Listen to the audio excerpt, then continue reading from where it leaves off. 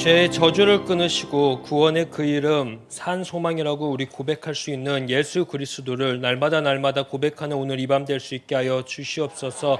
그래서 주님, 우리들의 삶 가운데 죄와 사망의 권세가 끊어지게 하시고 온전한 참된 생명의 길, 생명의 그 예수 그리스도, 그분만 따라갈 수 있는 힘과 용기 주시옵소서. 그렇게 저도, 그렇게 우리 사랑하는 성도님들도, 그렇게 우리 시냇가 에셀나무 교회가 그 생명의 근원을 늘 증거할 수 있게 하여 주시옵소서. 감사하며 이 모든 말씀 예수님의 이름으로 기도합니다. 아멘. 네, 이렇게 오늘도 온 가족 금요 기도에 와주셔서 너무너무 감사합니다. 오늘 우리 함께 말씀 나누면 좋겠습니다. 오늘 말씀 나누고 왜냐하면 제가 갑자기 긴장이 되네요. 갑자기 원래 중보기도 같은 걸 저 안 해주셔도 되는데 갑자기 찬양 인도자가 한다 그래갖고 순간 앉아있는데 긴장이 너무 돼가지고 그래서 주님 도와주세요, 저런 거 안 하게 해주세요 막 그랬는데 아무튼 잘 또 전해보도록 하겠습니다. 고린도후서 6장 1절에서 13절 말씀이고요. 한 절 한 절 교독하신 뒤에 맨 마지막 13절은 함께 합독하도록 하겠습니다.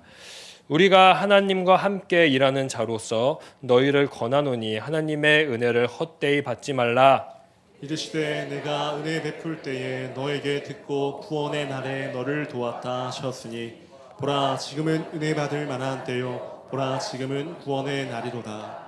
우리가 이 직분이 비방을 받지 않게 하려고 무엇에든지 아무에게도 거리끼지 않게 하고 오직 모든 일에 하나님의 일꾼으로 작천하여 많이 견디는 것과 환난과 궁핍과 고난 매맞음과 갇힘과 난동과 수고로움과 자지 못함과 먹지 못한 가운데서도 깨끗함과 지식과 오래 참음과 자비함과 성령의 감화와 거짓이 없는 사랑과 진리의 말씀과 하나님의 능력으로 의의 무기를 좌우에 가지고 영광과 욕됨으로 그러했으며 악한 이름과 아름다운 이름으로 그러했느니라. 우리는 속이는 자 같으나 참되고 무명한 자 같으나 유명한 자요 죽은 자 같으나 보라 우리가 살아있고 징계를 받은 자 같으나 죽임을 당하지 아니하고 근심하는 자 같으나 항상 기뻐하고 가난한 자 같으나 많은 사람을 부요하게 하고 아무것도 없는 자 같으나 모든 것을 가진 자로다. 고린도인들이여 너희를 향하여 우리의 입이 열리고 우리의 마음이 넓어졌으니 너희가 우리 안에서 좁아진 것이 오직 너희 심정에서 좁아진 것이니라. 내가 자녀에게 말하듯 하노니 보답하는 것으로 너희도 마음을 넓히라. 아멘. 화평하게 하는 자는 복이 있나니 그들이 하나님의 아들이라 일컬음을 받을 것이며 의를 위하여 박해를 받는 자는 복이 있나니 천국이 그들의 것임이라. 아멘. 예수님은 이 땅에서 우리가 누려야 될 복, 이 복을 마태복음 5장에서 바로 우리에게 잘 적어주셨고 알려주셨습니다. 특별히 가장 먼저 몇 가지의 복을 우리가 알고 있죠? 8가지의 복을 알고 있습니다. 이 복을 조금 더 쉽게 이야기하면은 행복이다라고 이야기할 수 있을 것 같고요. 또 특권일 수 있을 것 같고 누림으로 또 생각해 볼 수 있을 것 같습니다. 그리스도인이라면 자동적으로 주어지는 복, 특권, 누림, 이것이 8가지나 있습니다. 저는 오늘 이 8가지 중에 7번째와 8번째로 우리 사랑하는 에셀나무 교회 성도님들을 축복했습니다. 평화를 이루는 사람은 복이 있다. 하나님이 그들을 자기의 자녀라고 부를 것이다. 의를 위하여 박해를 받는 사람은 복이 있다. 하늘나라가 그들의 것이다 라고 이야기를 합니다. 이렇게 계속 축복의 말씀을 전해주셨습니다. 다른 것보다 내 자녀야, 너는 내 편이야, 이렇게 하나님께서 이야기해 주신다면 그만한 복이 어디 있겠습니까? 나아가 우리가 늘 소망하고 싶은 나라, 그 천국이 이미 우리의 것이라고 오늘 축복했습니다. 이거야말로 어떤 축복과도 어떤 복과도 비교할 수 없는 복 아니겠습니까? 그러니 이 축복을 우리 빼앗기지 말고 누렸으면 좋겠습니다. 이 축복을, 이 특권을 늘 꼭 우리의 삶에 장착하고 하루하루 사시기를 다시 한번 축복합니다. 이건 하나님의 뜻, 정의라고도 표현할 수 있습니다. 하나님의 뜻, 정의는 이 땅 가운데에서 평화를 이루는 것이다 라고 저는 생각해 보았습니다. 어쩜 이 모습, 이 평화를 이뤄가는 그리스도인들이 평화를 이루어 살아가는 이 모습은 하나님이 우리를 이 땅에 보낸 이유 그리고 우리의 정체성일 것입니다. 그래서 질문 하나 해보고 싶습니다. 우리들의 삶 가운데 먼저 한번 질문해 보십시오. 나는 지금 평안한가 말이죠. 아니면 막 이렇게 시끌벅적한가 한번 질문해 보면 좋겠습니다. 그리고 이 시간에 옆 사람에게 한번 이 하나님의 축복을 담아서 평안하십시오라고 한번 인사하면 좋겠습니다. 한번 인사해 볼까요? 네, 평안하십시오. 네, 정말로 우리 시내가 에셀나무의 삶 가운데 늘 평안이 있었으면 좋겠습니다. 지금처럼 이렇게 인사할 때 웃음꽃이 막 피고 그랬으면 좋겠어요. 우리 교회만 오면 슬펐던 일, 뭐 또 힘들었던 일 잠시 그거 내려놓고 이렇게 웃는 시간이 한 분이라도 있었으면 좋겠다는 생각을 잠시 가져봅니다. 오늘 우리가 함께 읽은 본문은 사도 바울의 사역의 기초와 목표 또는 바울의 고난 목록이라고 불리는 그러한 장입니다. 왜 이런 말이 붙었을까 하는 고민을 해보았습니다. 우리가 함께 살펴본 이 고린도후서는 바울의 고난, 연약함, 능력이 주제입니다. 바울이 이것을 담아서 고스란히 편지에 썼고 이 편지를 오늘날 우리들에게도 전달해 주었습니다. 그래서인지 모르게 이 편지를 읽는 내내 바울의 인간적인 모습이 참 많이 녹아져 내렸다. 자기 감정 표현을 아주 적나라하게 표현하는구나. 그러면서 바울의 인간 냄새가 풀풀풀 나는 그러한 편지 같다라는 생각을 해봤습니다. 더 나아가서 이 편지를 읽으니까 바울의 밑바닥이 보이는구나. 가장 기초가 보이는구나라는 생각을 했습니다. 제가 여기서 말하는 밑바닥이라는 표현은 바로 이런 표현입니다. 내가 누구인지 아는 것. 내가 어떤 존재인지 아는 그 밑바닥 말입니다. 내가 누구인지, 내가 왜 존재하는지 정확히 알아야지 우리의 삶의 기초와 목표를 세울 수 있습니다. 이것처럼 고린도에서 바울은 어떤 밑바닥을 보였을까요? 바울은 고린도에서 한 1년 반 정도 머물렀습니다. 그리고 고린도 교회들에게 지극정성을 다했습니다. 나누어진 그러한 성도들에게 절대 나눠지면 안 된다. 하나 되어야 된다. 다독이기도 했고요.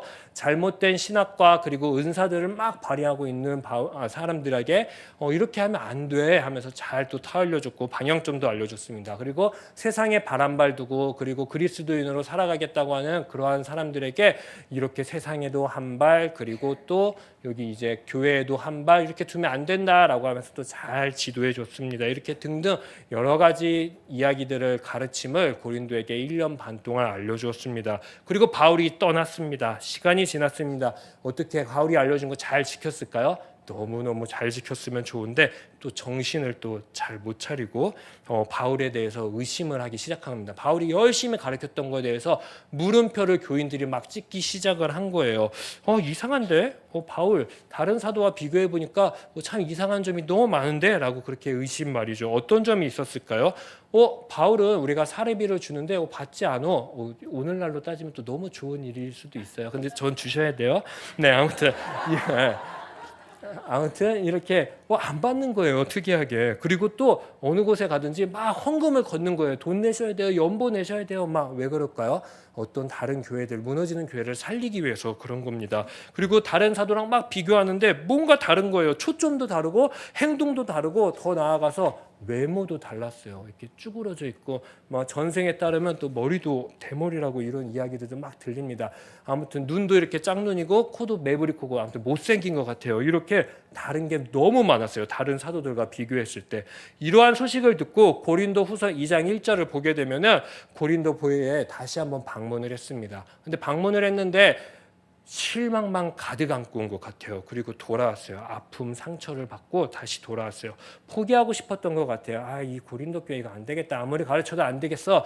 이런 마음이 있었던 것 같아요. 그런데 곰곰이 다시 책상 앞에 앉고 펜을 들어보니까 이러면 내가 안 되지. 내가 이 교회 끝까지 책임져야 되지. 눈물로 열심히 다시 편지를 써 나아갔습니다. 그게 고린도후서 2장 4절에 있습니다. 고린도후서를 쓰기 전에도 한번 눈물의 편지를 쓴 것입니다. 한번 생각해 보세요. 내가 정성을 다한 교회, 그 교회에 가면은 맨날 수치만 당하는 거예요. 벌거숭이가 되는 거예요. 동고동락 신앙생활 했는데 맨날 의심하고 옛 습관으로 늘 돌아가는, 그리고 바울의 건들지 말아야 될 자존심이 하나 있었어요. 뭐냐면은 사도에 대한 정체성인데, 이거 진짜 사도 맞아? 이거 진짜 예수님에게 기름 부은 사도 맞아? 이러한 의심이 늘 포탁지처럼 달고 다녔단 말이에요. 그리고 더 나아가 외모도 이상했단 말이죠. 이러한 밑바닥을 고린도 교회에 보이면서 바울은 계속해서 포기한 게 아니라 계속해서 힘을 썼어요. 바로 어떤 힘을 썼냐면 화해해야지, 화평해야지, 회복해야지, 이러한 힘을 계속 쓴 거예요. 포기할 법도 한데 바울은 왜 이렇게 화해하고 싶었고 회복하고 싶었고 화평에 힘썼을까? 자기 싫다는 교회인데 왜 자꾸 이렇게 지저분하게 들이대지? 이러한 생각을 제가 해보게 되었습니다. 그리고 얼마 지나지 않아서 제가 이게 유튜브를 보게 됐는데요. 짤을 제가 나름 교양 있는 곡을 들을 것 같은데 힙합을 또 좋아해요. 네, 힙합 아시나요? 막 이렇게 빠르게 말하는 거? 라임에 맞춰서 이 힙합을 좋아하는데 인터뷰가 하나 있었어요. 요즘 힙합 요즘 사람들 힙합, 이거 힙합 맞아요? 힙합의 국탑이라 국힙 원탑이라 그러는데요. 국내 힙합의 최고한테 이야기하는 거예요. 그분에게 요즘 힙합은 어때요? 힙합 같나요? 라고 하는데 국힙 중에 한 명이 이렇게 얘기하는 거야. 아니요, 힙합 아닌데요, 요즘은. 왜 아니에요? 라고 질문을 하니까 마인드셋이랑 정신 세계가 아주 다르기 때문이에요. 옛날 힙합이랑 이렇게 정의를 합니다. 그러면서 어쩔 수 없죠. 마인드랑 그리고 정신 세계가 다른 거 어쩔 수 없습니다. 왜냐하면 세상에 발맞춰서 진화한 거예요. 라고 이렇게 평가를 한 줄 내리는 것입니다. 그리고 이제 다시 얘기하는 거예요. 이제 지금 정통 힙합에 대해서 지금 이제 평가할 수 있는 그러한 시점에 지금 나와 있다라고 이렇게 마지막으로 이야기하면서, 그런데 중요한 게 있습니다. 대중들이 원하는 걸로 힙합은 따라가야 돼요라고 하고 평가를 마무리했습니다. 고린도 교회가 마치 이런 거예요. 대중들의 입맛에 맞춰서 고린도 교회가 바꿔가고 싶은 거예요. 정통성에 벗어나고 대중들의 문화에 맞춰서 계속해서 변화하고 싶은 게 고린도 교회였던 것 같습니다. 대중들의 평가에 흡족하지 못하니까 바울은 맨날 구닥다리 평가를 받는 겁니다. 이상한 평가를 받는 거예요. 이상하다 보니까 이거 진짜 사도 맞아? 라는 그러한 퀘스천도 계속 붙고 또 붙는 것입니다. 실제로 고린도는 지리적으로 어떤 위치에 있는지 아십니까? 굉장히 세련된 도시에 있었습니다. 관악구로 좀 표현하면은 서울대 벤처타운역 말고 조금 타고 나가면 2호선과 신림선이 만나는 신림역이 있어요. 그 정도 될 거예요. 많은 문화가 교류되는 거, 많은 젊은이들이 있는 곳. 네, 그러다 보니까 굉장히 화려했고요. 문화도 발전했고 교류도 굉장히 빨랐습니다. 그러니까 바울보다 좀 더 세련된 지도자가 필요한 거예요. 고린도는 그래서 세련된 지도자를 원했습니다. 말도 좀 잘하는, 그리고 말빨도 좀 먹히는, 그리고 더 나아가서 아볼로처럼 좀 잘생기고 말도 잘하는, 또 나아가서 예수파처럼 정통이 있고, 더 나아가서 베드로파처럼 수제자의 그 정통을 쭉 이어받은 이러한 것들이 갑자기 눈에 보이기 시작한 거예요. 왜냐하면 자랑할 만 하잖아요. 이런 게 있어야지.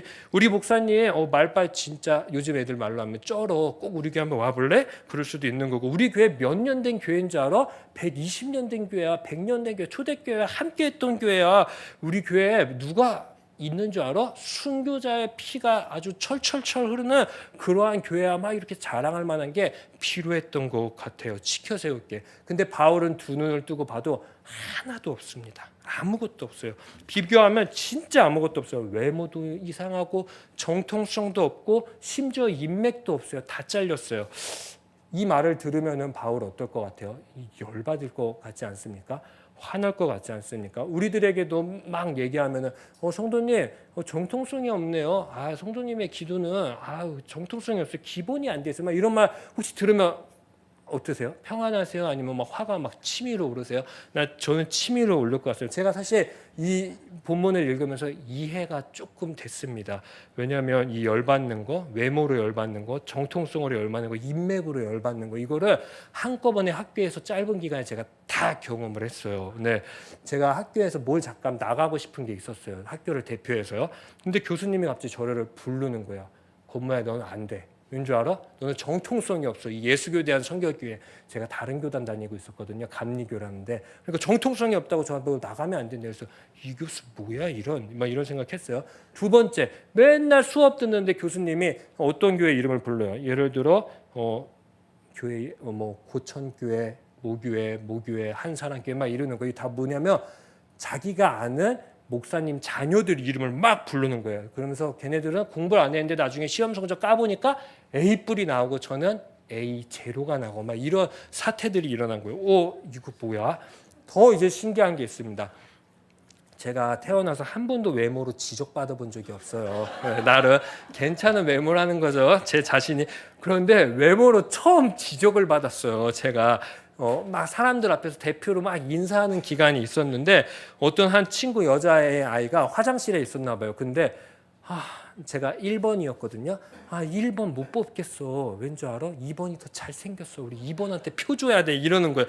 그래서 이제 여자애가 울면서 오는 거예요. 오빠, 목소리가 진짜 여자인데 굵어요. 오빠, 어떡해. 내가 진짜 화장실에서 오빠 뽑으면 안 된대. 이유가 뭔지 알아? 못생겼대. 막 이런 애에서 진짜 열받는 거예요. 그래서 걔한테 화풀이 했어요. 야, 네 목소리나 고쳐. 아이들이 네 목소리 듣고 다 안 오겠다. 유아교육과 출신이거든요. 막 이렇게 이제 제가 한바탕 먹였어요. 걔한테 일부러 시비한 거죠. 이렇게 밑바닥을 다 고린도에서 바울은 다 보여준 거예요. 미천이 다 드러났습니다. 근데 바울은 도망가지 않고 포기하지 않고 계속 고린도에게 들이댔습니다. 이유는 간단해요. 고린도 후서를 쭉 읽어 내려가면 12장에서도 나옵니다. 왜냐하면 행복, 기쁨, 그리스도를 믿음으로써 행복과 기쁨을 고린도 교회가 제발 잃어버리지 않았으면 좋겠어서예요. 더 나아가서 6장 바로 앞에 있는 5장을 화평의 장이라고 하고 화해의 장이라고도 말하는데 고린도 교회가 날마다 바울은 화해하고 싶었어요. 왜? 그게 예수 그리스도의 뜻이기 때문입니다. 하나님이 바울을 부른 뜻이기도 합니다. 바울은 이거를 알고 있었어요. 알고 있었기 때문에 6장 1절에서 2절 말씀을 보게 되면은 그리스도의 십자가 은혜에 바울은 집중하고 고린도 교회에 전하고 알려줍니다. 세속적인 가치관으로 십자가는 어떤 의미가 있습니까? 바울 같아요. 연약하죠. 수치고 실망 가득합니다. 그러나 그리스도인들의 눈에는 어떻게 보일까요? 십자가는 능력입니다. 세상의 관점에서는 밑바닥이나 우리들에게 십자가는 정체성이라고 말할 수 있을 것 같습니다. 여기에 바울은 온 힘을 집중을 하는 겁니다. 예수 그리스도의 그 십자가 은혜의 말이죠. 왜 우리가 어떤 은혜를 받아야 되는지, 왜 이 자리에 오게 됐는지, 그리고 우리는 왜 행복해야 되는 사람인지 이걸 알려주기 위해서 바울은 6장 1절에서 2절에 먼저 집중하게 합니다. 은혜 받았어. 우리 은혜 받았어. 고린도여, 하나님의 은혜를 제발 헛되이 좀 사용하지 말아라. 지금 받은 은혜를 기억하고 그 은혜를 날마다 누리는 구원의 날을 좀 살아갔으면 좋겠다라고 고린도에게 전해주고 강조합니다. 그럼 우리가 살아내야 될 구원의 날은 무엇인가요? 이거는 3절에서부터 10절을 보면 자세히 나와 있습니다. 3절에서 10절.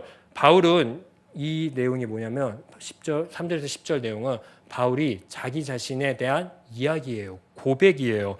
자기가 여태까지 지나왔던 것을 묘사하는 거예요. 어떻게 살아왔는지, 내가 왜 이렇게 행동할 수밖에 없는지, 이 구원의 날이 바로 이러한 삶이다, 이러한 모습이다라고 고린도에게 알려주는 것입니다. 먼저 3절을 보게 되면 바울은 어떤 장애물도 만들지 않았다고 합니다. 재정의 문제에도 흠이 없게 하려고 날마다 노력했다고 합니다. 그러니까 텐트를 열심히 치며 살았겠죠. 재정의 문제가 있는 교회에 도와주려고 연보도 그래서 거둔 것입니다. 더 나아가서 4절과 5절을 보게 되면은 대중이 원하는 화려한 사람, 죄송해요, 나 그렇게 못 돼요라고 이야기하면서 나는 비난을 날마다 견뎠고 인내로 참았습니다. 왜냐하면 이 밑바닥을 보이면서 살아간 이유가 있습니다. 나의 정체성은 하나님의 일꾼, 하나님의 종이기 때문입니다라고 고린도 교회에게 열심히 이야기해 줍니다. 흠이 없으려고 하는 이유가 바로 여기에 있는 거예요. 종이 흠이 생기면 어떻게 될까요? 주인의 일을 할 수 있을까요? 없을까요? 없어요. 상품 가치도 떨어지고요. 종이 흠이 생기면 주인은 고민할 거예요. 이 종 말고 어떤 종을 써야 되는지 이러한 고민. 그래서 바울은 흠 없이 살려고 날마다 이 악물고 살았습니다. 더 나아가 6절에서 7절에 보면은 시종일관 순교를 지키려고 했고 지식에 있어서 인내와 그리고 친절함으로 하루하루 살려고 노력했습니다. 그렇게 살아가는 것을 이야기하면은 너 자랑질하냐라고도 사람들이 평가할 수 있을 것입니다. 그런데 이렇게 조심스럽게 계속 이야기하는 이유가 있습니다. 내가 잘나서가 아니라 누가 잘났기 때문일까요? 십자가의 능력을 나에게 알려주고 부여한 하나님의 능력이 위대하고 하나님이 잘나서 내가 이거 보여주려고 지금 알려주는 거야 라고 바울은 계속 고린도에게 편지를 쓰면서 알려줍니다. 이처럼 3절에서 7절까지 바울은 구원의 삶은 세상과 교회에서 비방과 수모를 당하는 것이라고 이야기를 하면서 8절에서 10절 말씀을 보면 역설적으로 이제 표현을 합니다. 뭔가 뭘 말하는데 역설적으로 이야기하는 것입니다. 마치 숨은 보화가 여기 예를 들어서 제가 금이 담겨 있는 바구니를 갖고 왔는데 그러면 여기에 당연히 금이 있어야 되는 거잖아요. 근데 여기에 금이 없고 가장 꾸지지한 바구니에 금이 숨겨져 있는 것 같지라고 하면서 역설적으로 8절에서 10절을 이야기합니다. 외모로는 수치스럽고 죽어가고 슬프고 가난하고 궁핍해 보여도 실은 하나님이 귀히 여겼고 하나님이 귀히 여김을 받아 나는 날마다 지금도 이 자리에 살아 있습니다. 그리고 저는 늘 기뻐요. 죽음, 수치, 슬픔, 가난 이런 게 따라와도 늘 기뻐요라고 당당하게 이야기합니다. 이유가 있어요. 왜냐하면 이 세상에서 저는 가장 위대한 보화를 가지고 있기 때문입니다 라고 이야기해요. 그리고 그거를 나눠주고 늘 살아가기 때문에 기뻐요라고 바울은 당당하게 고린도 교회에게 오늘 이야기합니다. 한번 잘 생각해 보십시오. 세상의 관점에서 수치, 죽음, 슬픔, 가난, 궁핍과 멀어지려면 뭐가 필요한가요? 실질적인 보화가 진짜로 필요해요. 그거 있으면 지금 제가 열거한 거 다 해결할 수 있습니다. 그런데 바울은 외적으로 나 가난해 보이지? 나 외적으로 물질 없어 보이지? 그런데 어떡하지? 나는 가진 게 너무 많은데 나는 너무 많아가지고 부유해서 나뿐만 아니라 다른 사람에게도 부유케 하는데 라고 오늘 고린도 후서 8에서 10절을 통해 이야기를 하고 있습니다. 바울이 가진 부유함이 뭘까요? 어떤 보화를 가졌기에 이렇게 당당하면서 살아갈 수 있을까요? 화려한 언변, 외모, 세련미, 과거에 머문 정통, 틀에 박힌 사고를 가져서 그럴까요? 아닙니다. 더 나아가 돈을 가지고 있었기 때문에 바울이 당당했을까요? 방금 사실 제가 열거하고 말한 것들은 교회를 하나 되게 하고 화평하게 하는 것이 아니라 자세히 보면 교회를 다 나뉘게 했던 거예요. 교회를 다 분열시켰던 거란 말이에요. 파당을 짓게 했던 거란 말이죠. 바울이 집중했던 부요함, 보화는 1절과 2절에 담겨 있습니다. 이미 알고 있습니다. 하나님의 은혜, 십자가의 은혜가 바울이 말하는 보화고 부유케 하는 것입니다. 즉 고린도 교회에게 다른 것 좀 제발 닮지 말고 십자가의 은혜를 좀 닮으면서 하루하루 살아가는 우리 교회 되면 좋겠어 라고 바울은 이야기하는 겁니다. 자신의 삶을 조심스럽게 이야기하면서 말이죠. 역설적으로 표현하면서 말이죠. 혹시 상처받을까 봐요. 바울은 이렇게 조심스럽게 이처럼 장황하게 오늘 편지한 이유가 있습니다. 서두에도 말했듯이 고린도 교회 6장은 바울의 사역의 기초랑 그리고 뭐라 그랬죠? 목표라고 했어요. 목표. 바울은 다른 건 다 변해도 되는데 이 목표만은 변하면 안 된다라는 확신을 가지고 사역했습니다. 그렇기 때문에 그리스도인이라면 누구든지 꼭 장착하고 있어야 되는 게 이 고린도후서 6장의 말씀이에요. 이 6장의 말씀 한번 고민해 보십시오. 내 삶에 잘 장착하고 있는지 말이에요. 이거를 잘 장착하고 있다면 자연스럽게 따라오는 게 있습니다. 축복이 있어요. 뭘까요? 고난이라는 축복이 아까도 보았듯이 자연스럽게 따라옵니다. 그래서 아까 제가 말했듯이 다른 말로 이 고린도서 6장을 바울의 고난 목록이라고도 표현합니다. 왜냐하면 세상과 너무 다른 삶을 살아가야 되기 때문입니다. 그런데 참 아이러니하게 고린도서 6장은 5장부터 시작한 고린도 교회와 화해하고 싶은 그러한 내용으로 오늘 결론을 맺습니다. 마무리합니다. 우리 11절과 13절 이 말씀 한번 함께 합독해 보도록 할까요? 시작. 우리의 입이 열리고 우리의 마음이 넓어졌으니 너희가 우리 안에서 좁아진 것이 아니라 오직 너희 심정에서 좁아진 것이니라. 내가 자녀에게 말하듯 하노니 보답하는 것으로 너희도 마음을 넓히라. 아멘.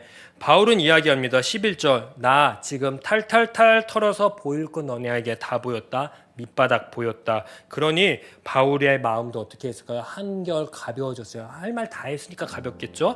그리고 바울은 마음이 넓어졌다라고 오늘 표현합니다. 그러기에 12, 13절 고린도 교회에 이제 요구하기 시작합니다. 이제 너희도 좀 마음을 넓혔으면 좋겠다. 이만. 우리 이제 좀 화해 좀 하면서 하루하루 살아가자. 그리스도의 십자가 은혜로 좀 돌아가자 이야기하는 것입니다. 그렇게 결론을 오늘 짓습니다. 십자가는 세속적 가치관으로 이야기하면 아까도 말했듯이 연약함, 수치고 실망입니다. 바울의 외적 표현과 굉장히 닮았죠. 그러나 그리스도인의 눈에는 적어도 십자가는 능력으로 보아야 됩니다. 어떤 능력으로? 나뉜 것을 다시 화목하게 하는 능력, 나뉜 것을 다시 한번 화평하게 하는 능력, 늘 나눠진 것을 하나로 이렇게 뭉치게 하는 화해의 능력이 바로 십자가의 은혜고 십자가의 능력입니다. 곰곰이 한번 우리 생각해 보면 좋겠어요. 하나님과 예수님, 성령님이 넓은 마음을 갖지 않았다면은 오늘 우리 이 자리에 아무도 없었을 거예요. 왜냐하면 하나님이 다 계산할 거거든요. 사도 바울이 또 넓은 마음이 아니고 좁은 마음이었다면은 교회는 이런 모습으로 오늘날 우리들에게 다가오지 않았을 거예요. 다른 모습이었겠죠. 또 반대로 1세기 교회들이 넓은 마음으로 오늘 바울의 편지를 또 받지 않았다면은 십자가의 능력이 오늘날 흘러서 우리들에게 또 전달도 안 됐을 수도 있을 것 같습니다. 바울이 말하는 그리스도인의 기초 목표는 아주 간단합니다. 우리의 밑바닥은 뭘까요? 십자가이다라고 이야기합니다. 외적으로는 연약하고 수치이고 날마다 실망이지만 우리의 십자가는 세상의 관점과 다르다고 계속 이야기하는 것입니다. 그러나 우리의 초점은 하나님과 날마다 화목해야 됩니다. 세상과 초점이 아니라 하나님과 어떻게 하면 화목할 수 있을까? 그렇게 하나님과 화목해졌다면 내 자신이 진짜 하나님과 화목한가 또 체크해야 됩니다. 또 나아가서 하나님과 화목하고 내 자신과 화목하다면 내가 내 이웃과 세상과도 오늘 화목한지 체크해 봐야 됩니다. 왜냐하면 이게 십자가의 능력, 하나님의 은혜이기 때문입니다. 바울이 말하는 그리스도인의 기본 태도, 목표가 바로 하나님의 은혜, 다른 말로 바울의 말을 빌리면 하나님의 그 십자가의 은혜입니다. 하나님은 이런 기초 다지기, 이 목표 누구랑 함께 세우고 싶을까요? 바로 당연히 하나님의 자녀랑 함께 하고 싶을 것입니다. 하나님을 모르는 사람과 함께 기초 막 다지는 거, 그리고 목표 함께 세울 수 있을까요? 없습니다. 그래서 하나님의 자녀는 그럼 도대체 누구입니까? 마태복음 5장 9절은 분명하게 얘기합니다. 화평하게 하는 자는 복이 있습니다. 그들이 하나님의 자녀라 일컬음을 분명히 받을 것입니다라고 우리에게 확증합니다. 하나님도 십자가의 은혜를 선물하신 예수 그리스도도 하나님의 사역자인 바울도 원하는 것이 바로 화평입니다. 화해입니다. 누리는 방법은 하나님의 뜻을 날마다 살아가는 것, 전하는 것입니다. 그러다 보면은 누구와 가까워질까요? 세상과 가까워질까요? 세상과 멀어집니다. 허나 가까워지는 게 있습니다. 의를 위하여 박해를 받는 자는 천국이 그들의 것입니다 라고 이야기합니다. 하나님의 나라와 분명히 가까워지실 것입니다. 이런 복을 날마다 누리며 살아가는 우리 사랑하는 성도님들 되셨으면 좋겠습니다. 근데 이거 결코 쉬운 일 아닌 것 같습니다. 너무 어려운 일 같아요. 그래서 저는 오늘날 우리 교회들이 이 이야기를 마음에 품고 장착하고 날마다 구하고 도전해야 된다고 생각합니다. 고린도서 6장 3절에서 10절은 이러한 삶을 살아간다는 것은 사실 진짜 외로운 삶이거든요. 세상에게도 배척받고 어쩌면 교회 안에서도 배척받는 일일 수도 있습니다. 왜? 사도 바울이 그랬잖아요. 우리에게 보여줬잖아요. 쓸쓸하고 무시당하는 일입니다. 환난, 궁핍, 가난, 수고, 오래 참음, 자비, 말씀을 장착하는 것, 사랑으로 살아가는 것, 이런 것들이 다 요구되니까요. 성도들에게 그리스도인이라면 그리스도인으로 살겠다고 다짐하면 말이죠. 이렇게 이거 장착하고 살고 살다 보면은 저는 확신해요. 반복하다 보면은 분명히 교회 안에서 또 비교 의식이 나타날 거예요. 나는 이렇게 힘들게 살아가는데 저 사람은 왜 저렇게 신앙생활하지?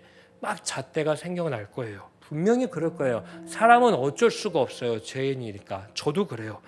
그래서 어쩌면 바울은 마지막에 다시 한번 보완하는 거예요. 11절에서 13절의 말씀을 가지고요.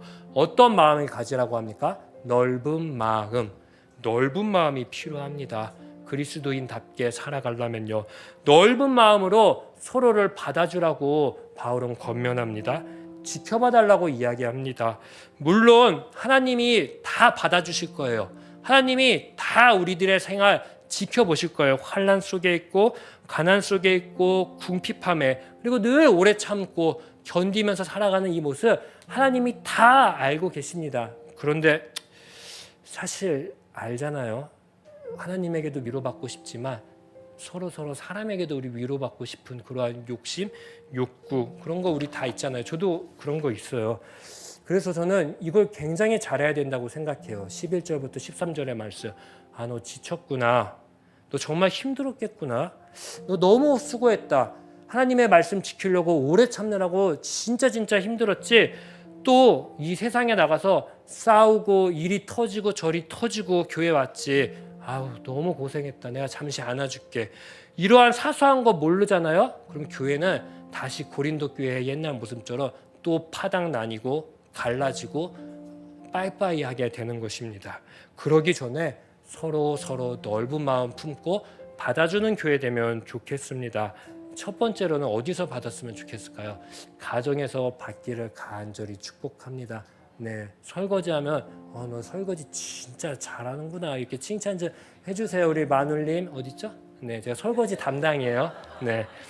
그리고 또 이제 교회 두 번째로는 교회에 와서 교회도 늘 칭찬해주고 넓은 마음으로 서로 받아줬으면 좋겠어요. 작년은 구역에 오면은 그런 구역이 되면 좋겠어요. 수고했지 오늘 하루 우리 권사님, 우리 장로님 믿음 지키시느라고 고생 많았죠. 진짜 멋있어요. 이렇게 막 칭찬해 줬으면 좋겠어요. 청년은 마을 모임 할 때마다 아우 너 진짜 고생했지. 이번에도 세상과 발 담그고 살아가는데 그 세상에서 하나님의 말씀 지키느라고 진짜 수고했을 거야. 요즘 취업난 너무너무 심한데 고생했지. 아유 세상의 방법 말고 하나님의 방법으로 취업하라 보니까 고생 많았을 거야. 안아줘야 돼요. 미리 알아줘야 된다라니까요. 다음 세대는 각 부서가 좀 책임지고 알아주면 좋겠어요. 초등학생도 걱정이 있고요. 저희 우리 로운이 도운이 들어보니까 걱정이 있어요. 먹을 거를 너무 안 줘가지고 맛있는 거 안 줘서 이러한 걱정 다 알아줘야 돼요. 네, 이렇게도 안 되면 이렇게 2차적으로 알아주고 3차도 있어요. 3차는 온 교인이 좀 알아주면 좋겠어요. 안 친한 사람에게 늘 다가가가지고 안녕하세요 막 이렇게 안아주기도 하고 물어봐주기도 하고 고생했죠.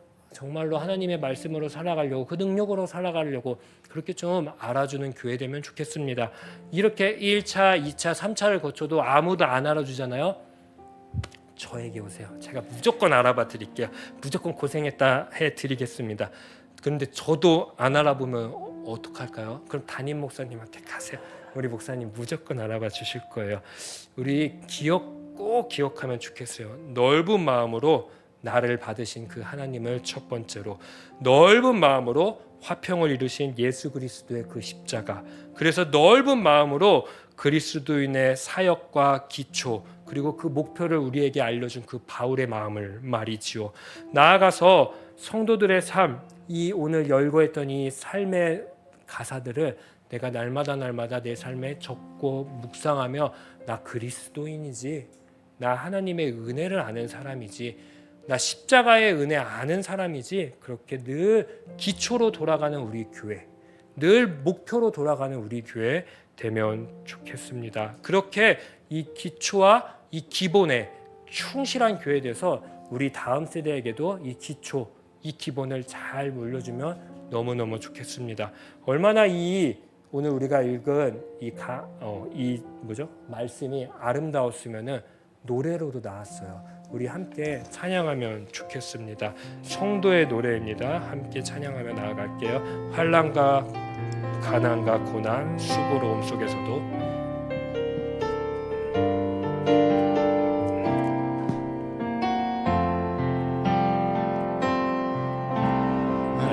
가난과 고난, 수고로움 속에도 성도는 그 믿음을 지켰네. 주를 섬기는 일에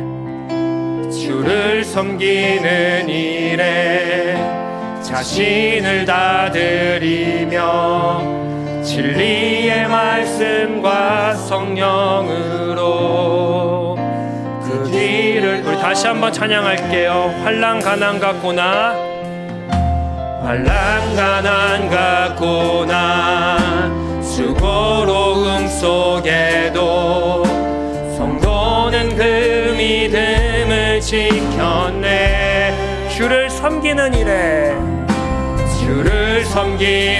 일에 자신을 다 드리며 진리의 말씀과 성령으로 그 길을 걸었네. 그리스도 안에서 새롭게 하시고 그리스도로 인하여 자유케 되었네.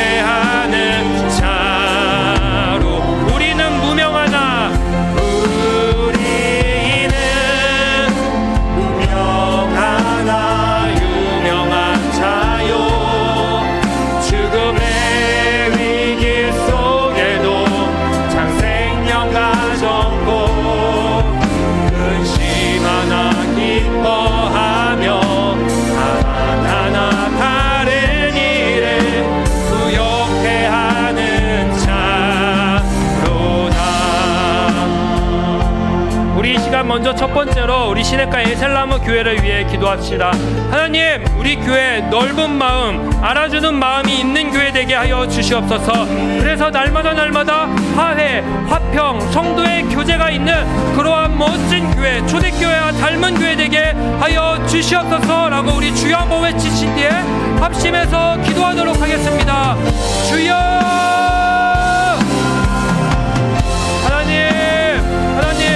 시냇가의 셀라문 교회를 이곳 가운데 세워주셔서 감사합니다.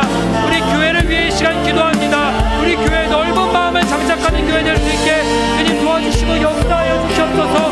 이 넓은 마음은 다른 말로 하면 서로가 서로를 알아주는 마음 같습니다. 근심하고 있고 또 기뻐하고 있고 또 슬퍼하고 있고 힘들어하고 있고 늘 아버지여 힘들어하는 자들에게 하나님 알아주는 그 마음 말이죠. 또 세상에 나가서 그리스도인으로 살아가는데 비방받고 늘 아버지 손가락질 당하고 쓰러지고 지치는 그러한 사람들을 알아주는 그 넓은 마음 우리 교회가 늘 장착할 수 있게 하여 주시옵소서. 그래서 어떤 교회보다 따뜻한 교회, 그 어떤 교회보다 하나님의 사랑이 많은 교회, 그 어떤 교회보다 진심으로 찬양하는 교회 될 수 있게 주님 도와주시옵소서. 그럴 수 있는 이유가 딱 하나 있습니다.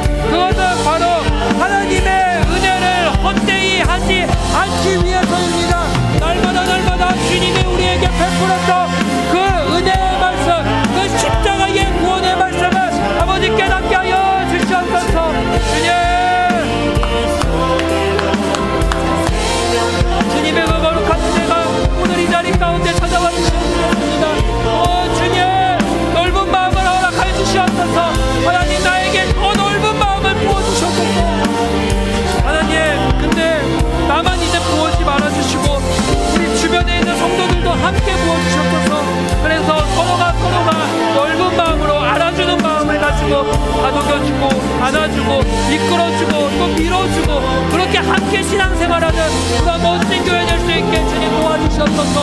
오 주님 함께 하소서. 주님을 도와주셔야 됩니다. 주님의 그 기초가 있는 교회, 주님의 그 멋진 삶이 있는 교회, 아버지 그런 교회 될 수 있게 아버지 도와주시옵소서. 주님 우리 정말로 다른 걸로 많은 사랑을 부욕해 하는 것이 아니라 예수 그리스도의 십자가로 온 세상을 부욕해 하는 교회 될 수 있게 하여 주시옵소서. 주님 우리 교회가 아버지와 다른 것에 초점을 두는 것이 아니라 날마다 예수 그리스도의 은혜 모든 초점을 두고 살아갈 수 있게 아버지 도와주시고 아버지 인도하여 주시옵소서.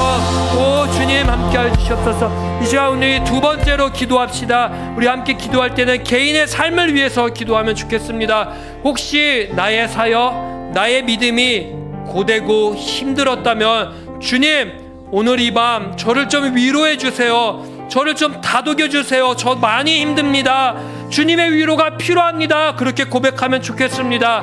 그리고 동시에 잃어버린 것도 있을 것입니다. 그건 바로 예수 그리스도의 십자가 은혜입니다. 주님 제가 고되고 힘든 이유 기초로 목표로 돌아가지 않았기 때문입니다. 그리스도인의 기초, 그리스도인의 목표인 십자가의 은혜를 다시 한번 깨닫는 오늘 이 밤 되게 하여 주시옵소서. 이 시간 주여 한번 외치신 뒤에 합심해서 내 자신을 위해 기도합시다. 주여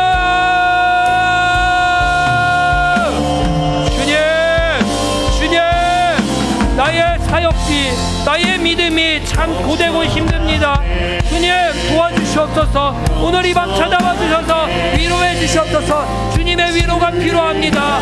주님의 거룩하신 위로가 필요합니다. 하나님 우리를 하나님의 사랑으로 그 크신 넓은 마음으로 안아주시옵소서.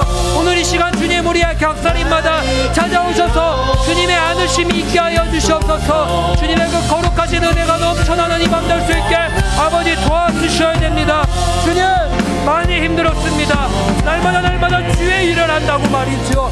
주님 나의 사역이 참 고됐습니다. 때로는 너무너무 누군가 알아주지 않아서도 힘들었던 적도 있고 때로는 나 몰래 눈물 흘린 적도 있습니다. 주님 내 사역을 그 누구보다 아시는 주님, 나의 믿음 지킴을 그 누구보다 아시는 주님, 오늘 이 밤 나의 믿음을 알아주시옵소서. 그 누구보다 주님이 알아주시옵소서. 주님 동시에 알아주시는 것뿐만 아니라 나의 삶 가운데에 십자가의 은혜, 내가 예수 그리스도를 만났던 예수 그리스도의 그 십자가의 은혜를 나를 다시 한번 데려가 주시옵소서. 그 자리로 나를 인도하여 주시옵소서. 주님 내 삶 가운데에 기초가 무엇입니까? 목표가 무엇입니까? 그것은 바로 십자가의 은혜로부터 출발하는 것입니다. 주님 십자가의 은혜를 헛되이 하지 않는 자가 되게 하여 주시옵소서. 그런 뒤에 바울처럼 하나님 짊어짐과 갇힘과 고난과 수고로움을 늘 내 삶에 겪어도 이겨낼 수 있는 믿음 주시옵소서. 나의 삶의 순결함과 지식과 오래 참음과 자비함과 성령의 감화와 거짓 없는 사랑과 진리의 말씀과 하나님의 능력으로 의의 무기를 좌우에 가지고 살아가게 하여 주시옵소서. 그래서 나의 삶에 일절 예수 그리스도를 욕되이 하지 않게 하소서. 내가 혹시 욕되이 한 거 있다면 주님 용서하소서. 주님 다시 한번 일어날 힘 주시옵소서. 주님 넓은 마음으로 오래 참는 마음으로 나의 삶을 죄와 사망의 권세로서 끄집어 주시옵소서. 산소망 되신 주님, 우리를 포기하지 않는 주님, 나는 예수 그리스도의 그 기초로 돌아가게 하소서. 주님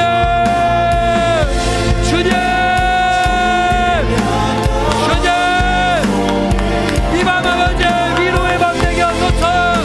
우리는 물러나 주님께서 우리 사랑하는 시내가의 사랑교회 우리 장로님들, 우리 권사님들, 우리 집사님들, 우리 다음 세대들의 우리 청장년들의 그 삶을 알지 않습니까? 오늘도 구분보트 했고 직장에서도 그들의 가정에서도 사실 쉽지 않았습니다. 믿음 지키기 말이죠. 주님, 그들의 마음 하나하나 위로해 주세요. 알아봐 주세요. 주님이 깨끗하게 하여 주시옵소서. 주님, 그러나 지쳤으면 하나님, 나의 삶에 다시 한번 지치지 않게 다시 시작할 수 있게 예수 그리스도의 넓은 심령을 부어주셨소서. 그거는 은혜입니다. 십자가입니다. 그 십자가를 부어주셨소서. 오 주님, 세상의 간좀 넘쳐나지 않게 하소서. 주님의 말씀이 넘쳐나게 하소서.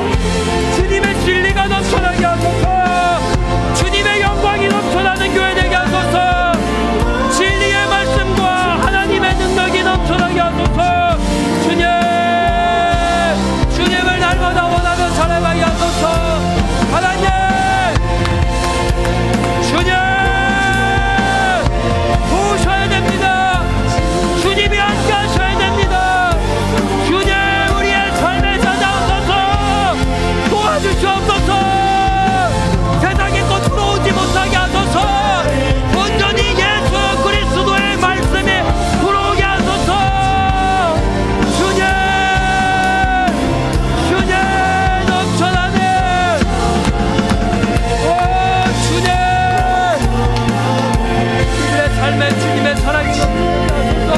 예수 십자가의 사랑이 다시 한번 넘쳐나는 이밤 되게 하소서. 오 주님, 주소서. 주님을 영원하 넘쳐나네, 넘쳐나네, 넘쳐나네. 주를 향한 내 속에 갈망, 십자가를 갈망하게 하소서. 날 이끌어 주소서. 주님을 더 원합니다. 우리 시간 마지막으로 함께 기도합시다. 우리 교회 교인들을 위해 기도하면 좋겠습니다. 환우들을 위해서, 믿음의 약한 지체들을 위해서, 그리고 또 딱딱한 마음을 가진 자들이 있습니다. 그 자들을 위해서 함께 그 지체들을 위해서 기도해 주신 뒤에 각자 가지고 온 그 기도의 제목들 가지고 집으로 돌아가시도록 하겠습니다. 우리 함께 주여 한번 외치신 뒤에 우리 함께 합심해서 우리 시냇가의 살라무교회 교인들을 축복하며 우리 함께 기도합시다. 주여,